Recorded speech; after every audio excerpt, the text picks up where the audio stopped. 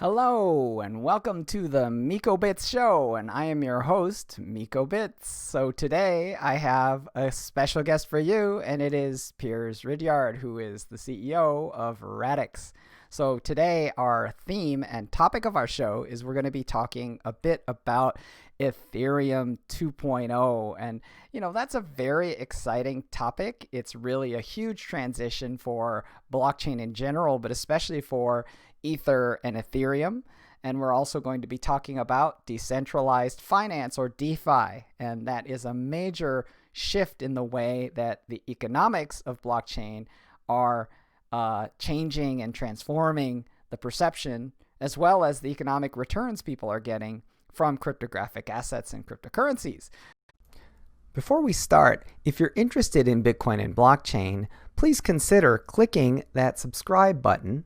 And also click the bell so you can get notifications about future videos that I might post. Thank you. Cryptocurrencies. So without further ado, I'd like to introduce my guest today, Piers Ridyard, CEO of Radix. Hello. Hey, Miko. How's it going? Thank you very much for having me on the show. Absolutely. It's very exciting. So what I'd love to have you do is do just a really quick, brief introduction of yourself and your organization, what you're building, and then we can talk a little bit about ETH 2.0. Sure. So my name is Piers Ridyard. I'm the CEO of Radix. Radix is a decentralized finance protocol. It's a layer one protocol built specifically to scale decentralized finance and bring it into the mainstream. We've been building it for 7 years, and we're going to be going to our mainnet very soon. That's pretty exciting, and congratulations. Mainnet's obviously like an epically huge event, especially after 5 years of development. So lots of heads down and a huge supreme effort.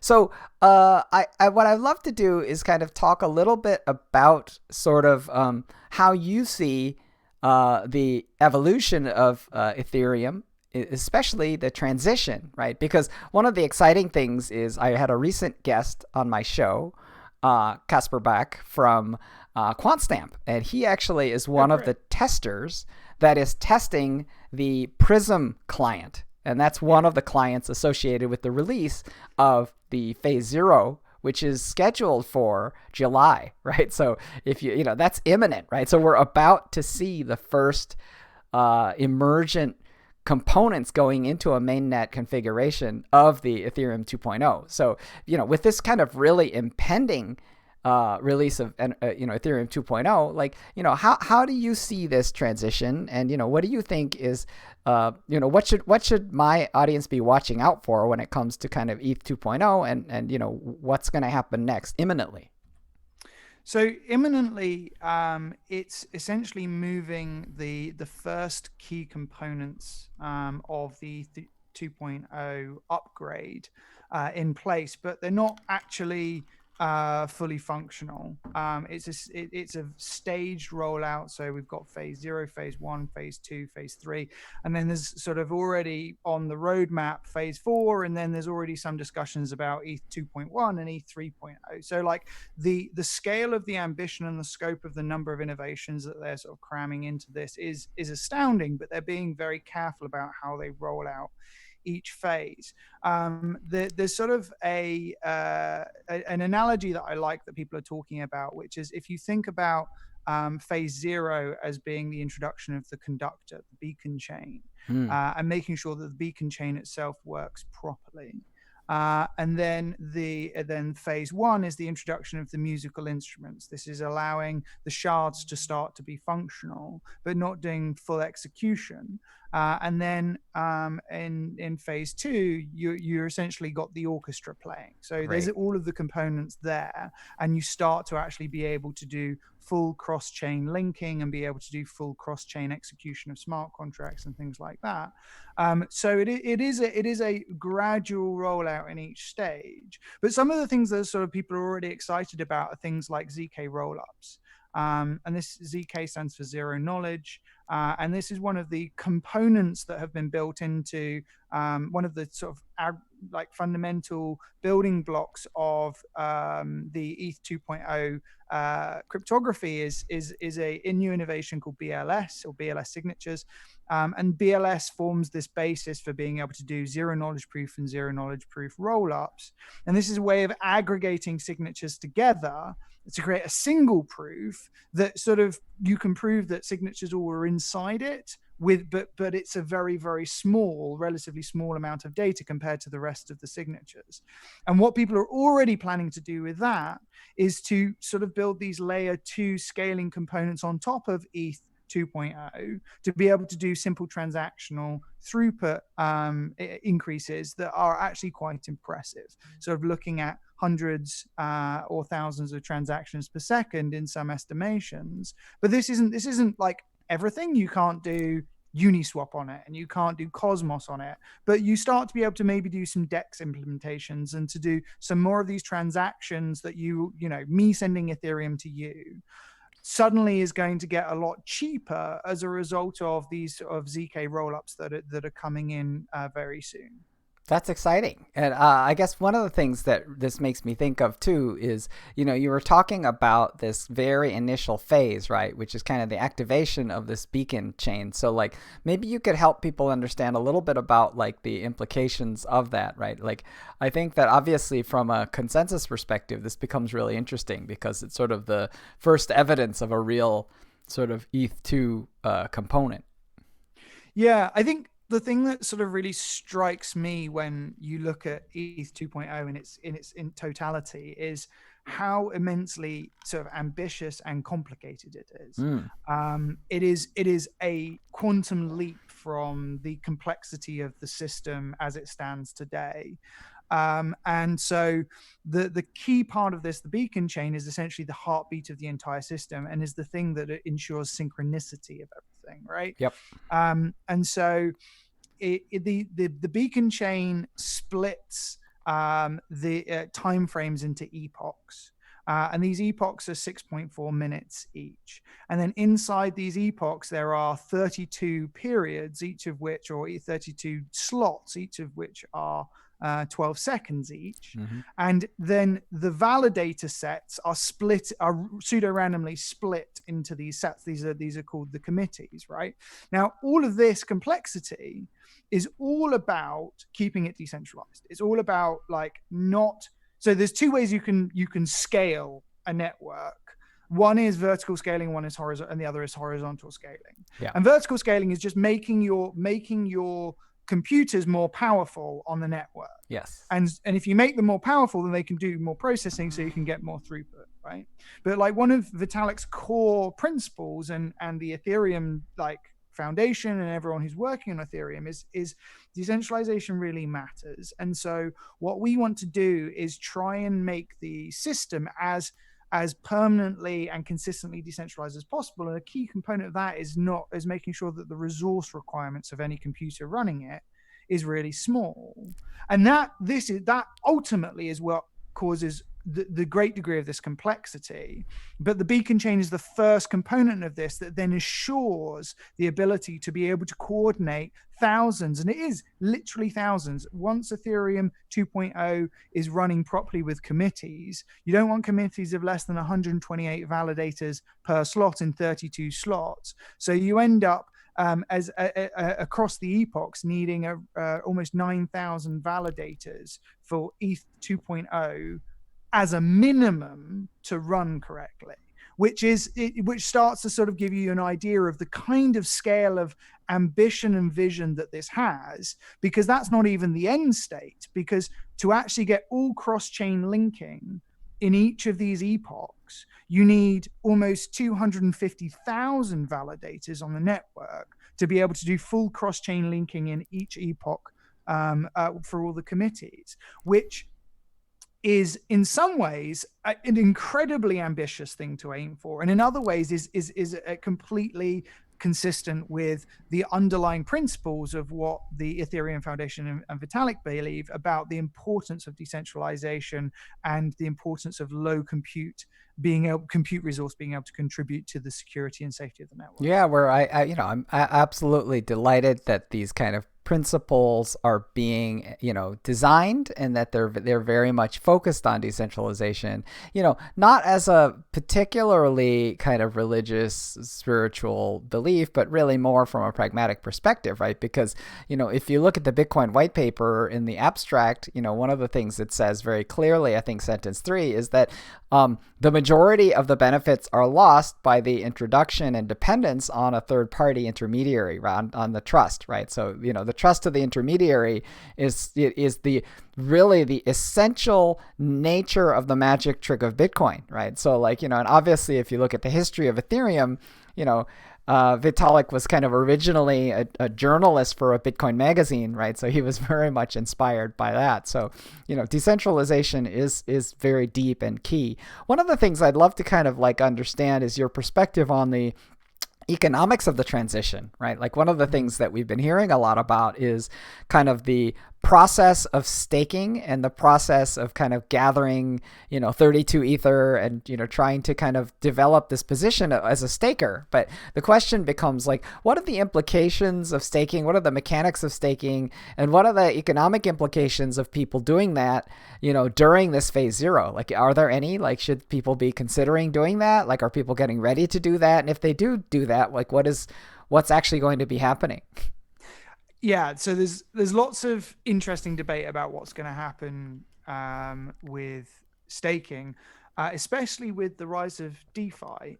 So before I talk about the almost competition between DeFi and staking that is going to occur on Ethereum, I'll sort of that's very talk a little bit about what staking is likely to cause. So you have to have 32 ETH to stake to be a validator, and you can essentially stake a much larger balance, but a validator has 32 ETH, and so you become multiple validators if you want to sort of have multiple positions on that, and you have a potential of earning around 6 to 8% per annum.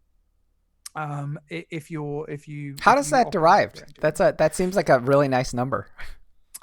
Yeah, so at the moment there's a mining reward on Ethereum, right? Which is that every time, much like Bitcoin, every time you solve a block, then you get a mining reward, and then the next block problem comes along and you get a mining reward.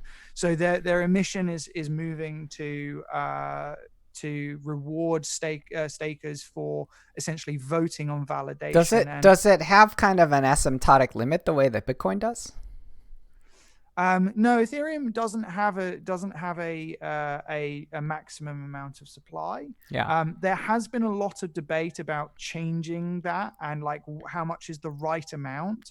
And Vitalik's sort of line on this is basically the minimum amount required to guarantee the correct amount of security.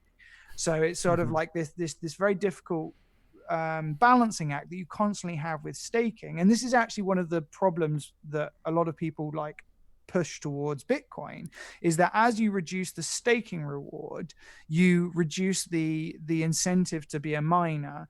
And as long as you get an increase in the value of Bitcoin, everything's fine, right? Bitcoin halvening and doubling the value of Bitcoin, those two things balance out. And so far, that's essentially what's happened over the sort of the medium to long term. It doesn't happen right after halvening, but you sort of see this bull run shortly after, right?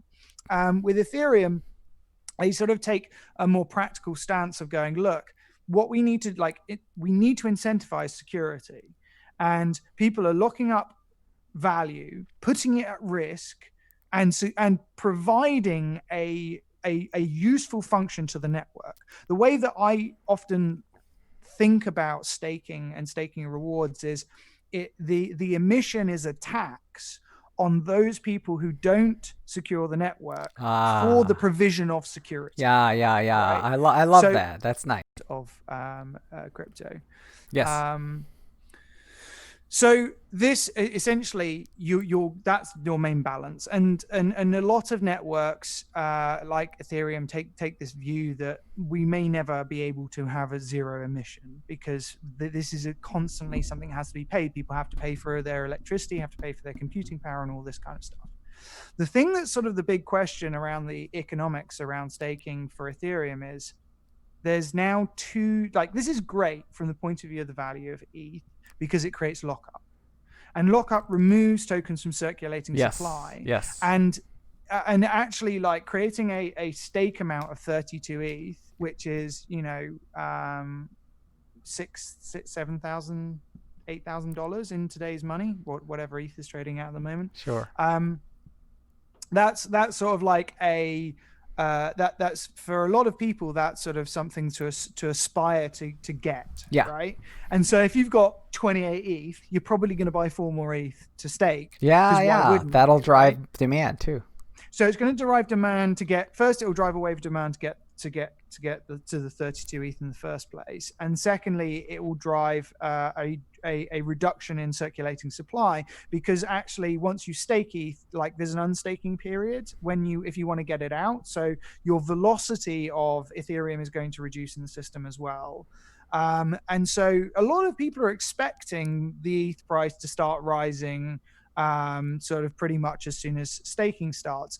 That's not to say that it will, because if anything, like the Bitcoin halvening tells us anything, is that a lot of the times these expectations are priced in before the event because everyone expects it to, and then the event happens and everyone just sits there and goes, we'll do something, and everyone's done everything that they were going to do before the thing has happened. However, like, in the medium term, and again, like, this is generally how I like to look at the crypto economics of things, rather than like, is this event going to cause an immediate change? There should definitely be a growth in the value of ETH, driven just by, if all else being equal, driven just by the lockup that is occurring through staking.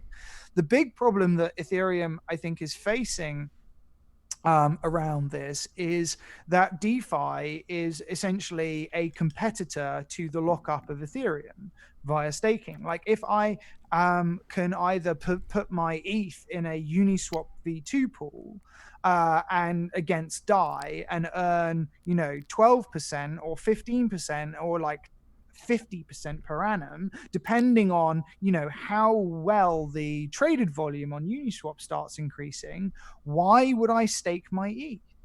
Like, why would I lock it up when I can make so much more returns by just pushing it into DeFi? And, you know, while DeFi is like a little esoteric at the moment and a little bit complicated, and it takes some time to sort of like get your head around and get into, and it's still like not very user friendly, that is going to change quite quickly. If you look at things like Argent, which is this sort of incredibly user-friendly Ethereum wallet that allows you at the click of a button to provide liquidity to the, you know, Uniswap pool, or to like put your ETH into Compound and earn interest on it, or into, let's crack that open some. I mean, you know, obviously there's lots of really neat interfaces. You know, I like InstaDApp, you know, so there are definitely a lot of cool ways to kind of, you know, improve on the user experience of kind of dealing with this kind of stuff. Things like, you know, Compound and kind of doing maximal farming, you know, and liquidity farming and these kind of instruments. So what I love to have you kind of do is kind of do a dive there, right? Because I think what you're saying is that like ETH 2.0 staking kind of competes economically with DeFi. And so, you know, I think that's great. But I'd love for you to... the other way around. I honestly think that like ETH 2.0 staking is competing with DeFi. Like, DeFi has way more excitement and way more sexiness to it, and way more opportunity to learn. One of the things that we found just by speaking to sort of the people who are actually excited about crypto and go and talk in communities, and like who like actually do DeFi, is that one of the reasons they do DeFi isn't just to make money. It's just to learn, to try new things, to play around with stuff. That's kind of my mood, is I'm very much kind of, let's play DeFi. It's fascinating. Right. And like, we're still in the early adopter phase, and the early adopter phase want to be early adopters because they're early adopters. They just want to be using the new thing. And if the majority of Ethereum holders are early adopters rather than funds or institutions, which is the case, right? Like 93%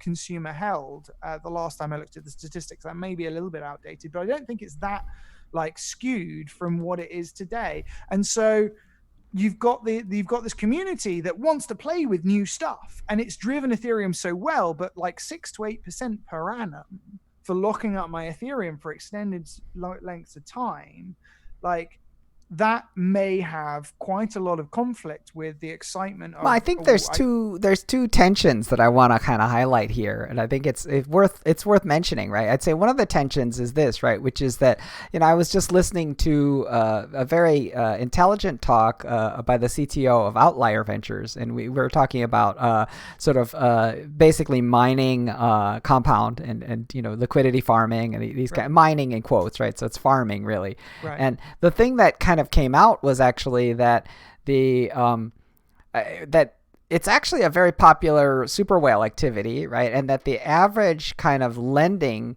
the average borrowing is kind of to the tune of something like 400,000 USD. So like they're epically large super whales in here, like doing really large borrowing movements. So and obviously like when you get to the micro scale, when you actually do some of these ETH transactions, you can actually end up paying almost like $15 for a gas fee. So like there are limits to how far how low you can go, right? Because so what we're talking about there is like the right at the edge of like complexity, like yield farming. Yes. Yeah, it's really expensive, and yes. using things like instadap and these ways of like calling multiple contracts at yes. the same time yes. to get the optimum rate. That's it. But the thing is that that's not that. I don't think that's the edge of the competition. I think the edge of the competition is things like Argent, is consumer facing apps that allow you at the click of a button to send a single transaction. Like it cost me, like I was playing around with $50 worth of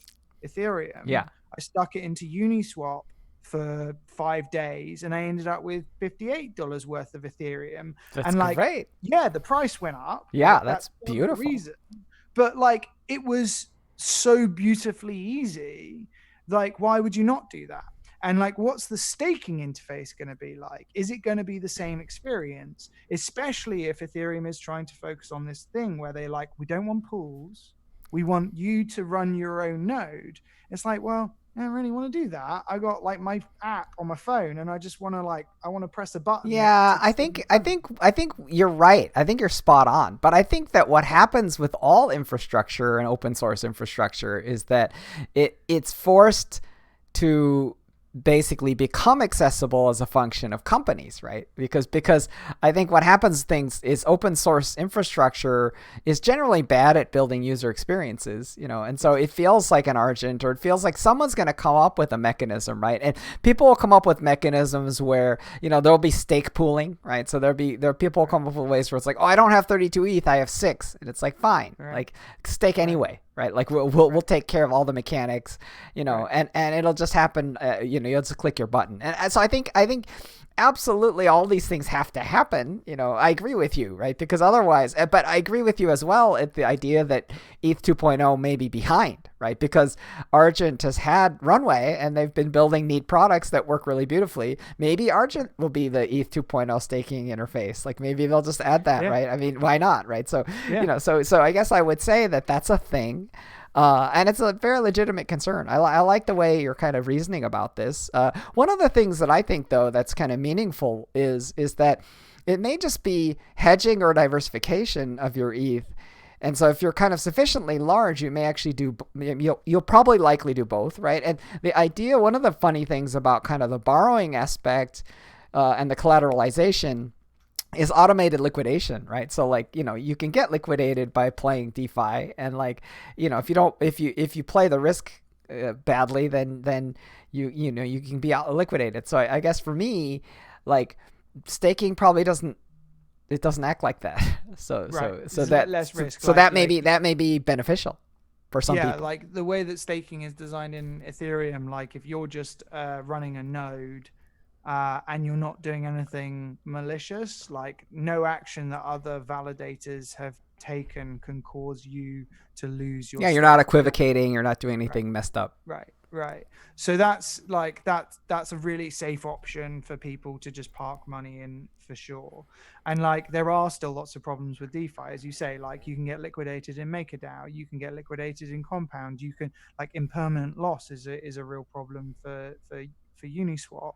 And so we're still in the early stages of that, but there's some really interesting innovations that are already coming, like Curve, where they're using a different function to be able to make markets, automatic market makers between stable coins, where you can get like 20% per annum, and you don't have impermanent loss. It's a completely different curve, but you're able to make money just from making markets there, and you're not going to get liquidated. So like, is it risk free? No, because like the underlying tokens still have risk, but it's sort of like, it is one of these ways in which they've gone, okay, we see these general ideas, but let's make them more like razor focused on a particular asset class, in this case stable coins, or like basket of similar assets, and make it so that you're just making money from the exchange fees. And so I think that what you're going to see is this sort of like progression of innovations which start at the simple and get to the more complex, but get to the more refined in terms of risk and reward that you get from using these applications. And as you get further down that line, it's going to become, at the same time as having these what Chris Beniski calls candy coating apps, which is like the Argents and the user facing front end applications that I have on my phone. Yeah. Like those are that, as you get closer to this higher, like fair reward, lower risk, better designed, specific function financial products, then you get more and more close to that tipping point of being able to cross the chasm and start in the early majority and get into the mainstream. Sure. That makes a lot of sense. So, it's such a fascinating era, right? Because I think the thing that has happened with programmable money or money Legos or this DeFi phenomenon is that we kind of have like a net novel use case, right? Which is that what we really are developing is a use case where there is a primary velocity of money. And I think that the base layer is really related to things like lending. But I think the thing that I would have as a question, and I think it's an interesting one, is are we forming a debt bubble, right? And I think the second level of that question is perhaps even more alarming, which is, are we forming a leveraged debt bubble, right? Yes. Which is yes, obviously a leveraged debt bubble is worse than a debt bubble, right? I mean, it's 100%. Like I don't know where I sit on the irony scale in this, because like Bitcoin was created to get away from this over leveraged debt.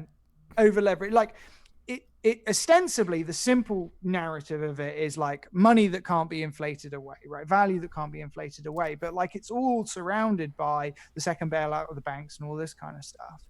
And that was all fueled by these complex financial instruments that were created to abstract away. CDOs, CDOs, CDSs, and CDO squared, and sort of. And like that all was based on mortgages, which is a fundamental asset that was then securitized, packaged up, and then put into other products. And you can sort of see the same like imagery of that with crypto assets. Crypto asset is the underlying asset. I create debt products around that crypto asset, and I wrap them in steadily more complexity of layering. That sort of loses transparency just because of complexity. And like if you look at the sort of the people's hatred of investment banking and investment bankers and these smooth talking financial wizards who just like understood numbers like no one else. Sure. And then you go, well, programmers specifically in crypto, like Moon Boys and Lambos and all this kind of stuff, like how's that any different from the quant in Goldman Sachs who drives around in a Lambo and works through numbers all day? So like there is some really interesting irony here. I think for me the main thing that is encouraging is that these protocols by and large are built on foundations of wanting to make the world a better place, wanting to create things that fundamentally create opportunities for innovation and access that just wouldn't be possible but isn't there a wonderful quote about the road to hell being is paved with best intentions? Absolutely. So like I think that I think it's likely that there will be a debt bubble. I don't think it's a debt bubble yet. Because but there is every like sign of there being the pavement there. Well, I'll tell you one thing that's frightening to me, though, right? Which is that, I've been a long student of self-organized criticality, the work of Kacsper Bak, complexity researcher, and he posits really this notion that he studies avalanches, right? He studies collapses, and the thing that's fascinating about his work is that what he really has determined is people say, oh, what is the cause of an avalanche, right? And I think that if you're talking about snow, like a really ignorant explanation of an avalanche is the last snowflake. Whatever the last snowflake was causes the avalanche, right? So you can just kind of go about your business, and as long as you can stop that last snowflake, you're good. You can just keep piling snow forever, and everything's fine, right? That's just not the case. And in fact, if you want to talk about the regulation of avalanches, what ski patrols around the world are known to do is they're known to actually detonate explosives and to actually force the mountain to produce avalanches, right? Mm-hmm. And it's based on this notion that an avalanche is inevitable and that it is going to collapse, right? And that the idea of propping it up and trying to prevent it from collapsing is really just creating the next even much larger collapse, right? So if you think about what's happening in the macro today with kind of the huge balance sheet, the $6 trillion Federal Reserve Bank balance sheet and this kind of stuff. And then all of a sudden the Federal Reserve is kind of buying junk bonds from corporations. We're really talking about kind of propping up this potential avalanche. But I think coming back to this sort of core topic, I really like the perspective that you're providing, because it does seem like there is leveraged debt that's kind of increasing and increasing inside of this DeFi universe. And so to me, the thing about centralized and decentralized is not so much that centralized is prone to collapse and decentralized is not prone to collapse. I think that's actually an incorrect model. The thing that's interesting is that they're prone to collapse at different times for different reasons, assuming that the decentralized version stays decentralized, as you pointed out. But I guess the thing that I wanted to kind of say as a final point, though, is one of the things that's scary about the speed of DeFi is that liquidations are automatic, right? And so the idea that a regulator can step in and offer a bunch of IOUs and pieces of quantitative easing paper to make banks not collapse, no, I think if DeFi collapses, it's going to be shockingly fast. And and contracts will just be liquidated. There's just going to be a wipeout. So the question is, when is that going to happen? I mean, it's already happened once, right? It wasn't quite what you're describing, but it was pretty close to it with the MakerDAO sort of Black Thursday event. Yes. And so that was partly sequential selling as a result of ETH sort of plummeting. Yep. And that's fundamentally one of these issues that you've got is vol versus vol is a really difficult thing to model in the first place, and that's essentially what this entire system is. Every single asset is essentially a volatile asset apart from the stable coins. So you've got actually a very difficult system with many local maximas and many inflection points of failure, and so even just trying to hold it in your head is really difficult. I mean, you're probably familiar with the three body problem in physics, of course, right? Where it's intractable. Right, it's an intractable problem, and you've kind of got the same thing with the crypto market and the products that are being built on top of DeFi. You can mitigate that somewhat by making sure that the leverage, the collateral to leverage ratios are very high, and making sure that you have to have lots of collateral and you've got plenty of headroom. But there's going to be an intractable push by the industry to reduce that. Absolutely, right? Because everyone's seeking alpha, right? Everyone wants more alpha. They want more. So all of that is just piling snow. That's just piling snow. We're going to pile snow. That's inevitable.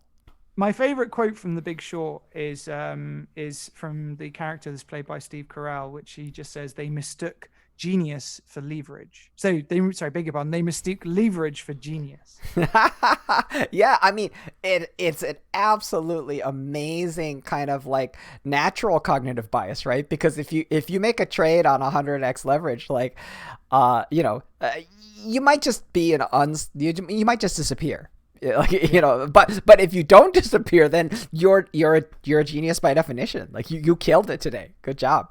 So I have to say that I don't think that the debt bubble that is happening now is actually the making of the full systemic issue that's going to be DeFi in 5 years' time. Okay. I think that leverage is only the first step in the products that are being created. And also I want to say, like, very clearly that leverage is not always a bad thing. Like, leverage is useful in many, many ways, and debt is also very useful in many, many ways. It's the way that we essentially make bets on the future, right? And that's how, and that it drives so much of what modern society is, both equity and debt. And like, as you know, on the venture capital side, we can often I'm saying it as if I'm part of the venture capital side, I'm not, but on the venture capital side, it can often be you just concentrate on equity, but debt drives the majority of the mass market, right? And there's lots of debates on whether that's a good thing or bad thing, but the thing that is already like poised to take over this is options and derivatives, specifically at the moment perpetual swaps.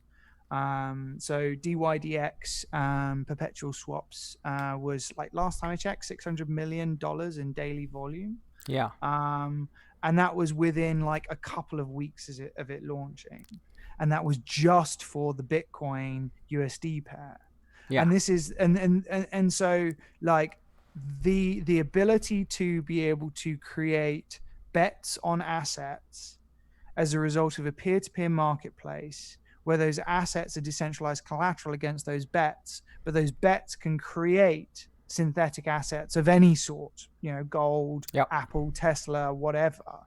That for me is the inflection point of so many products that my mind already sort of boggles on where that can go.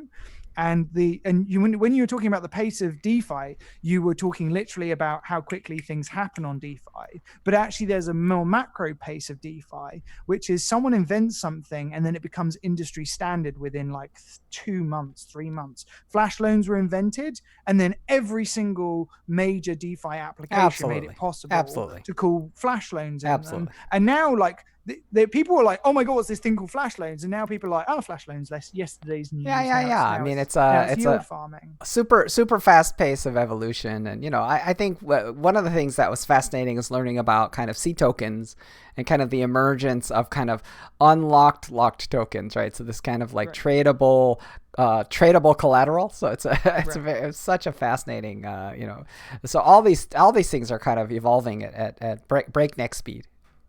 Right, and I think this is therein lies the risk of the butterfly effect, the domino effect, or whatever you want to do, where you have so many levels of abstraction that something over here actually collapses something over here, and you just hadn't seen all of the ways that it was linked. And the fact that it's open and on ledger doesn't make those systems any less complicated.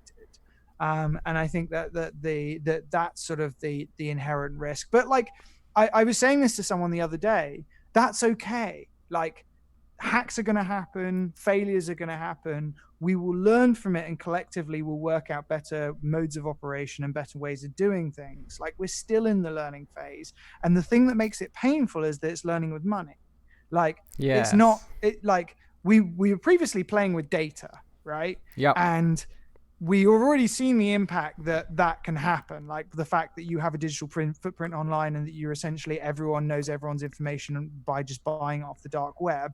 Like, that was already a painful experience to learn from the early days of the internet to now. Like, what are the lessons we're going to learn fundamentally about money systems in the next 10, 15 years? And I think that's where, like, some of the most painful failures in this industry is going to come, but it's also going to be what makes ultimately it stronger and able to service its user needs better as it goes forward. Absolutely. And I think that for me, like the thing I wanted to do is really just point out that, we are, these systems do collapse. Obviously, sort of Black Thursday DAI event is a kind of evidence to me. As you look at self-organized criticality, what you find is that there is a perfect power law distribution of avalanche sizes. So if you think about the size of this DAI collapse, it might not have been like the takedown, right? Because it clearly wasn't. Like, we clearly are piled back up higher than we were even then. So it's been this conversation's been absolutely fascinating, and it's been terrific. We're running into the bottom of the hour, so I think we have to move on to our next guest. But really, really appreciate you spending the time with us. This has been a great conversation. Thank you so much for having me, Miko. It's been a pleasure talking with you. Absolutely. Thanks so much. So, in a closing note, I think what's really exciting that's happening, of course, is Ethereum 2.0 and staking, which fascinatingly competes with this idea of DeFi, which is where are people going to put their ETH? Now, I think the thing that's good and potentially cautionary is you should definitely not take any of this as investment advice. I'm not an investment advisor, but the question that people are bothered with is, where should I put my ETH? Obviously that's a very deep question. You have to do your own homework and, obviously learn a lot and, hopefully take small amounts and maybe play. I definitely recommend. There's some wonderful tools. Argent Wallet's pretty neat. Instadap is pretty neat. And obviously Compound, DYDX, Maker. There's a lot of amazing tool chain developing. So, please have a look. And if some of this is baffling to you, stay tuned. We're definitely going to have guests to deconstruct and help demystify some of these amazing phenomena. So thank you for watching, and I'll see you next time on MikoBits Show. Thank you.